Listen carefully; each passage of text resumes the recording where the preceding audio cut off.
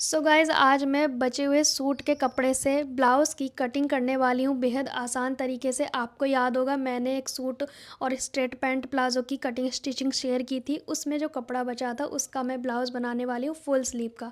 जिन customer के suit थे उन्हीं की मम्मी का मैं ब्लाउज़ बनाने वाली हूँ। तो यहाँ पे मैं ब्लाउज़ कटिंग करूँगी, लेकिन इसमें एक चीज़ आपको सीखने को मिलेगी। जैसे कि जो कस्टमर है उनकी बाजू बहुत पतले हैं और आर्मोल मतलब पतले हैं और चेस्ट सही है। तो इनके लिए शोल्डर आर्मोल कितना और कैसे लेना है, चलिए आसानी से मैं आपको सिखाती हूँ। क्योंकि इस तरह के कस्टमर के आर्मोल बिल्कुल अलग लेने होते हैं, डिफरेंट करना होता है कुछ, वो मैं आपके साथ ट्रिक शेयर कर रही हूँ। सबसे पहले देखते हैं बचे हुए कपड़े में कैसे एडजस्ट करना है। तो हमारे पास ना ये साइड से पैंट में से जो कपड़ा बचा था इसमें हम स्लीव्स की कटिंग करेंगे, ये आप देख सकते हैं।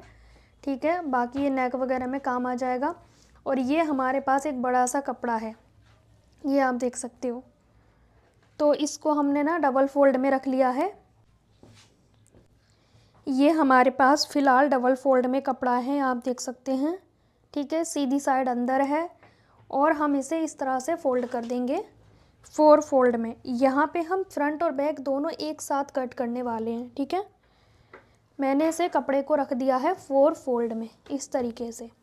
ठीक है, अब ध्यान से देखेंगे, नीचे से मैंने बिल्कुल बराबर रखा है फ़िलहाल के लिए। अब यहाँ पे हम देखेंगे इसकी रेडी लेंथ कितनी है। तो ये ब्लाउज़ बन जाएगा हमारा 15.5-16 तक, क्योंकि नीचे मैंने किनारी का कपड़ा लिया है, फोल्ड में आ जाएगा। ठीक है, अब यहाँ पे मैं इस लेंथ को पूरा रखूँगी, कम या ज़्यादा नहीं रखूँगी, पूरा रख दूँगी। फिर उसके बाद यहाँ पे अब बैक नेक मैं इसमें रखूँगी 3-3.5 इंच का। ठीक है, तो हम यहाँ पे फुल शोल्डर -1 लेंगे। कितना? Full shoulder -1। यहाँ पे कस्टमर का शोल्डर है 14 इंच, तो हम माइनस कर देंगे 1 इंच, तो आ जाएगा 13। 13 का आधा करेंगे 6.5। ठीक है, ये हो गया हमारा 6.5। अब उसके बाद यहाँ से हम रखेंगे, बहुत कम रखेंगे आर्मोल, क्योंकि इनके हाथ बहुत ज़्यादा पतले हैं। तो मैं यहाँ पे आर्मोल रखूँगी 6.5, इससे ज़्यादा मैं नहीं रखूँगी। ठीक है, 6.5 रख दिया। चेस्ट साइज़ है इनका 36, तो मैं 9 पे मार्क करूँगी। यहाँ पे भी हम सेम रख देंगे। अभी कमर का कोई फिटिंग नहीं लगाते, स्टिचिंग के समय लगाते हैं। ये हो जाएगा मार्जिन।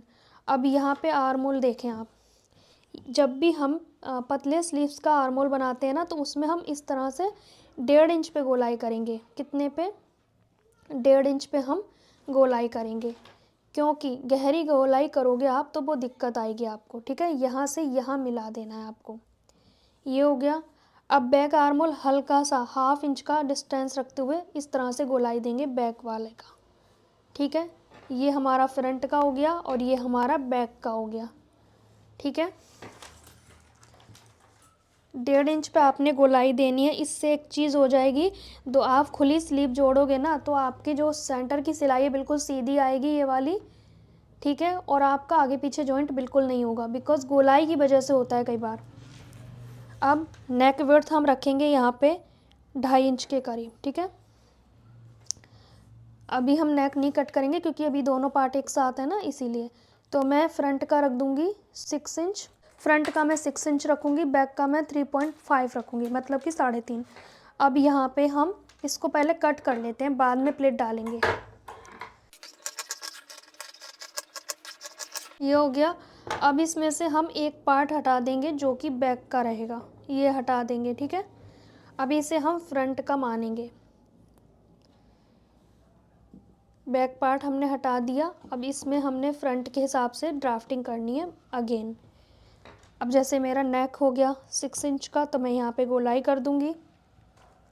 अब यहाँ से हम डालेंगे 3.5 इंच पे वस्ट पॉइंट के लिए प्लेट।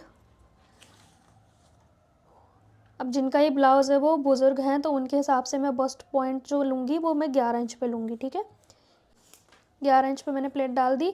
इसके 1 इंच ऊपर हमने बिंदु लगा दिया। इसी के अकॉर्डिंग हमने 1.5 इंच की दूरी पे ये वाली प्लेट डालनी है।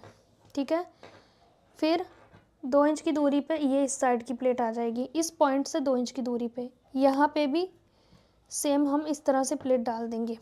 ठीक है, अगर आपका साइज़ बहुत ज़्यादा है तो आप ये वाली प्लेट थोड़ा और नीचे डाल सकते हो, जैसे कि यहाँ पे डाल सकते हो। ठीक है, 40 है, 38 है, जो भी है। अब हमने यहाँ से इसकी कटिंग करनी है, क्योंकि हमें फ्रंट के 2 पार्ट चाहिए ना।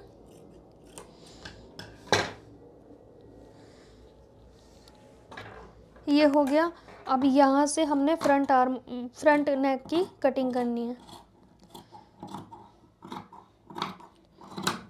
ठीक है। अब आप कहोगे नेक विड्थ ले ली लेकिन आपने हुक्काई मार्जिन लिया नहीं, तो ये आप देखो इतना हुक्काई मार्जिन हो जाएगा। 2.5 इंच नेक लिया है हमने तो 2.25 रह जाएगा, लेकिन सिलेंगे तो वापस 2.5 हो जाएगा क्योंकि पट्टी अटैच होगी।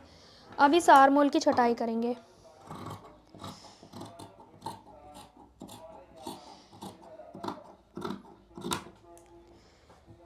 ये प्लेट हो गई, यहाँ पे ये वाली प्लेट हो जाएगी, और यहाँ पे आप चाहें तो इसको थोड़ा सा इधर भी कर सकते हो, आपकी मर्ज़ी है, ठीक है। आपको लग रहा है कि आपकी ये पट्टी ज़्यादा इधर आ जाएगी तो यहाँ पे भी आप लगा सकते हैं, और यहाँ पे ये वाली प्लेट आ जाएगी, ये आर्मोल की प्लेट आ जाएगी, ठीक है। इस तरीके से हैवी चेस्ट होता है तो ये गैपिंग थोड़ी ज़्यादा करेंगे, जैसे कि ये यहाँ आ गई, दूसरी यहाँ पे आ गई, ये वाली यहाँ आ गई, और इस तरह से हमने ये डालनी होती है। तो ये हमारा फ्रंट पार्ट की कटिंग हो गई, और ये हमारा बैक पार्ट हो गया, ठीक है। इसमें क्या होगा ना, एक तो पहले ही कम है कपड़ा, अगर आपको लग रहा है कि लेंथ आपकी कम पड़ रही है तो अलग से पट्टी लगा के फोल्ड कर दो। पर ये जो सिलेंगी ना, जिनके लिए मैं कट कर रही हूँ, वो क्या करेंगी, वो इस तरह से सिंगल फोल्ड कर देंगी क्योंकि ये किनारी है, ठीक है। तो उन्हें अलग से कपड़ा भी लगाने की ज़रूरत नहीं है फोल्ड करने के लिए, इसलिए मैंने नीचे किनारी वाला हिस्सा रखा। और इसमें हम नेक विड्थ लेंगे, जैसे शोल्डर टू शोल्डर ऐसे मैच करेंगे यहाँ से, और बैक नेक का हम यहाँ से मार्क कर देंगे। अब कितना रखना है हमें, 3.5। यहाँ से हम रखेंगे 3.5, बहुत है, इतना छोटा सा नेक बहुत है, सर्दी है ना इसीलिए इतना काफ़ी है।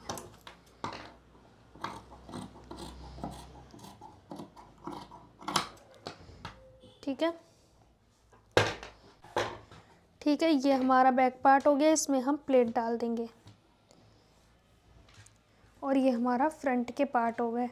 अब हमने स्लीव्स के लिए कपड़ा देखना है।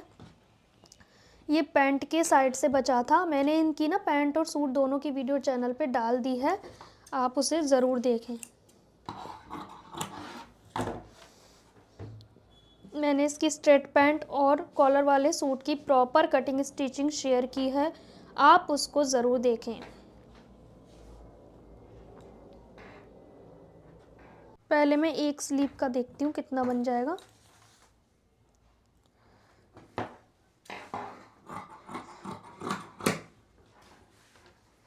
एक तो हमारे पास ये वाला फैब्रिक हो गया, ठीक है, स्लीव्स के लिए।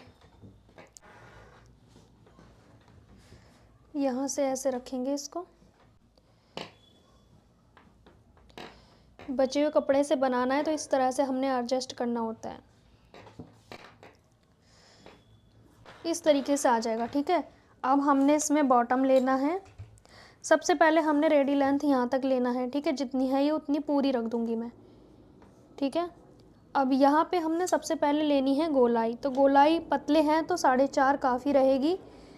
ऊपर से हमने 3.5 पे डाउन करना है, और यहाँ से कस्टमर का बाइसेप से 6.5, तो मैं इस पर निशान लगा दूँगी 6.5 पे। यहाँ से आ जाएगी ये गोलाई, ठीक है, और ये इस तरह से आ जाएगा, और ये मार्जिन इससे ज़्यादा नहीं है वो मोटे।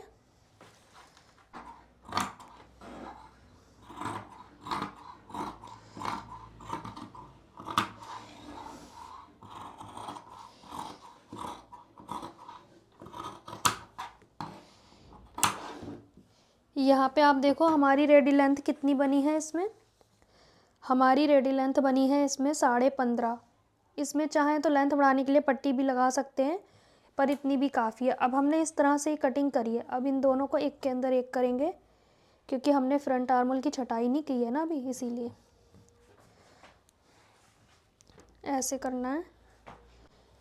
मैं यहाँ पे हल्का सा फ्रंट आर्मोल की छटाई कर दूँगी।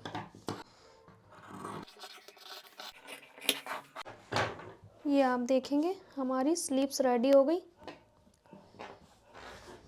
ये हमारी स्लीव्स होगी रेडी।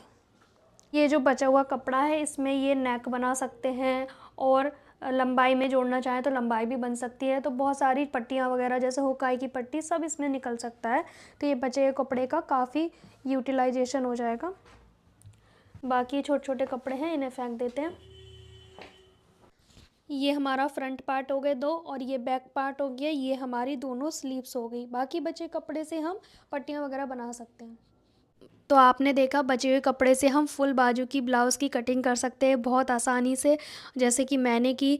तो जब कई बार सूट में बच जाता है तो आप किसी बुज़ुर्ग का ब्लाउज़ बना दें तो बहुत अच्छा रहेगा। उनके लिए भी गर्म ब्लाउज़ ज़रूरत होती है, तो उनके लिए हो जाएगा। और जिनका ये सूट था उन्हीं की मम्मी का मैंने ये ब्लाउज़ कट कर दिया। वो स्टिच खुद करेंगी इसलिए मैंने कटिंग कर दिया है, क्योंकि बचे हुए कपड़े से मैं ही इसकी अच्छे से कटिंग कर सकती थी।